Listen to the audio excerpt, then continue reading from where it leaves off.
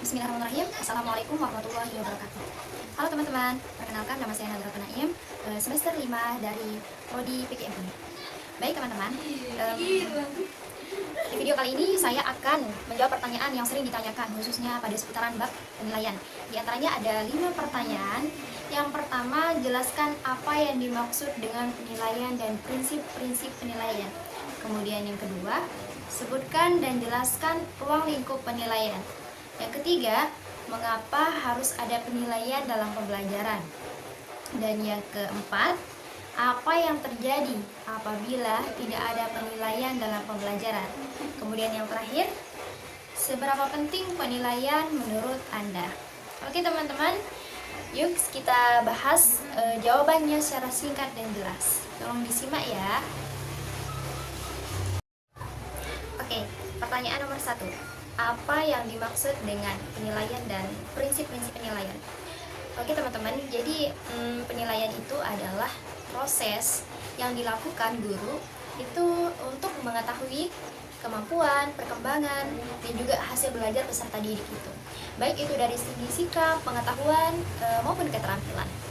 Contohnya, guru IPA itu memberikan ulangan, mengamati sikap kerjasama saat praktikum khususnya, dan juga menilai cara siswa itu melakukan percobaan. Nah, nanti semua itu adalah bentuk penilaian. Kemudian prinsip-prinsip penilaian, ada beberapa prinsip penilaian teman-teman, ada 8 ya kalau tidak salah. Di antaranya yang pertama itu valid. Apa sih maksudnya? Jadi penilaian valid itu adalah penilaian yang harus sesuai dengan tujuan pembelajaran. Contohnya, jika tujuan pembelajarannya itu adalah siswa mampu melakukan percobaan sederhana, maka yang dinilai itu adalah praktiknya. Jadi bukan hanya soal penilaian, bukan hanya soal pilihan ganda saja. Kemudian yang kedua, objektif, yang dimana penilaiannya itu berdasarkan kriteria, bukan perasaan pribadi. Contohnya, guru menilai presentasi itu menggunakan rubrik kejelasannya atau isi kebenarannya, bukan karena siswa tersebut rajin misalkan atau dia pendiam. Kemudian yang ketiga, adil. Semua siswa itu diberi kesempatan yang sama ya, tanpa membedakan latar belakang siswa itu. Kemudian yang keberapa? Yang keempat, terbuka. Dan yang kelima, terpadu. Terus yang keenam itu menyeluruh dan berkesinambungan. Yang ketujuh, sistematis, artinya penilaian itu dilakukan secara terencana ya. Contohnya, guru membuat jadwal ulangan harian, kemudian membuat PTS dan PAS. Kemudian yang kedelapan itu akuntabel, yaitu hasil penilaian itu dapat dipertanggungjawabkan. Contohnya, nilai siswa itu disertai dengan bukti berupa lembar jawaban dan rubrik penilaian. Oke, kemudian pertanyaan yang kedua, sebutkan dan jelaskan ruang lingkup penilaian. Oke, jadi ada beberapa jenis penilaian, yaitu yang dinilai itu ada tiga ya, tolong diingat, ada tiga. Yang pertama itu penilaian sikap atau afektif, kemudian kognitif, penilaian pengetahuan, dan yang ketiga itu penilaian keterampilan, yaitu psikomotorik. Jadi di sini saya akan menjelaskan. Yang pertama, penilaian sikap atau afektif. Nanti di sana itu guru menilai perilaku dan karakter siswa. Contoh sikap yang dinilai itu seperti yang pertama, disiplinnya, datang tepat waktu. Kemudian yang kedua itu jujur, artinya tidak mencontek, siswa itu tidak mencontek. Kemudian yang ketiga itu tanggung jawab, yakni mengumpulkan tugas. Kemudian yang kedua itu penilaian pengetahuan, yaitu kognitif. Artinya guru itu menilai pemahaman materi pelajaran ya. Contoh penilaiannya itu seperti pada ulangan harian, kemudian kuis, kemudian ujian tengah semester.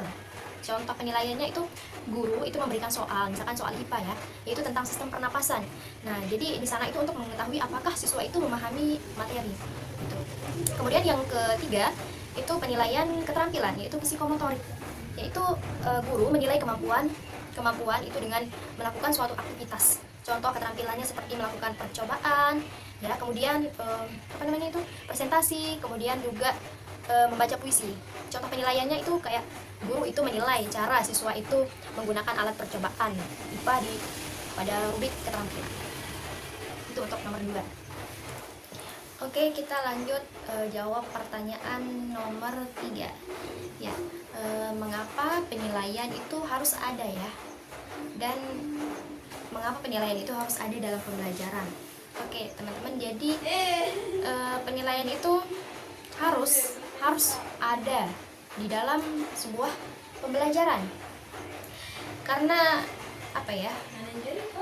Intinya penilaian itu diperlukan untuk yang pertama itu mengetahui kemampuan siswa. Dengan penilaian di dalam sebuah pembelajaran itu kita bisa mengetahui kemampuan siswa tersebut. Contohnya dari ulangan misalkan ya, guru itu tahu siswa itu belum paham materi apa, misalkan pecahan dan lain-lain sebagainya. Kemudian yang kedua, penilaian itu diperlukan untuk menilai keberhasilan pembelajaran. Nah, nanti jika banyak siswa yang nilainya rendah, ya, itu berarti metode mengajarnya itu perlu diperbaiki. Metode mengajar guru itu perlu diperbaiki. Kemudian yang ketiga, penilaian itu diperlukan untuk memberi umpan balik lah istilahnya. Kayak guru tuh memberi komentar pada tugas-tugas agar nanti siswa tahu di mana letak kesalahannya, siswa tahu kesalahannya. Kemudian yang terakhir, yang keempat, itu penilaian itu diperlukan untuk dasar pengambilan keputusan. Nah, contohnya penilaian itu digunakan untuk menentukan kenaikan kelas, ya, apakah siswa itu layak nggak naik kelas atau malah tertinggal. Oke, kemudian pertanyaan nomor 4. Apa yang terjadi jika tidak ada penilaian? Jadi teman-teman, tanpa penilaian itu guru itu tidak tahu nanti hasil belajar siswa.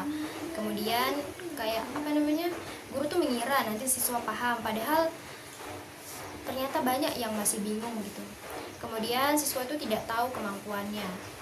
Jadi siswa tuh merasa sudah bisa, padahal masih banyak kesalahan. Kemudian pembelajaran itu tidak terarah, materi terus berjalan tanpa penilaian, itu tidak bagus. Oke, kemudian pertanyaan terakhir nomor 5. Ya, jadi seberapa penting penilaian menurut Anda, menurut kita? Oke, jadi menurut saya ya, penilaian itu sangat penting. Karena apa? Karena yang pertama itu nanti dari penilaian itu kita bisa mengukur keberhasilan belajar. Contohnya nilai menunjukkan perkembangan siswa dari waktu ke waktu. Kemudian nanti meningkatkan kualitas belajar, kualitas pembelajaran. Contohnya guru mengganti metode belajar setelah setelah melihat nanti hasil dari penilaiannya itu. Kemudian yang ketiga, membantu siswa itu berkembang. Contohnya siswa memperbaiki cara belajarnya setelah tahu nanti hasil dari nilainya. Oke, misalkan nilainya sekarang di kelas 3 ini kayak gini jelek 50 misalkan. Berarti nanti pas dia naik kelas itu dia akan belajar dari nilai yang rendah itu, dia akan terus belajar sehingga nanti nilainya pasti bertambah. Itu dah. Kemudian itu udah pokoknya. Jadi kesimpulannya dari seberapa penting sih penilaian itu menurut kita. Jadi penilaian itu ibarat kompas, teman-teman. Penilaian itu ibarat kompas dalam pembelajaran, yaitu yang dimana itu menunjukkan arah, kemajuan, dan tujuan kita belajar. Oke teman-teman, mungkin hanya itu ya jawaban dari saya. Jadi mohon maaf jika terdapat kesalahan pada saat menjawab atau keliruan nanti teman-teman bisa luruskan. Mungkin hanya itu ya. Sekian dari saya. Wassalamualaikum warahmatullahi wabarakatuh. Bye bye. Jangan lupa di komen, like, and subscribe ya.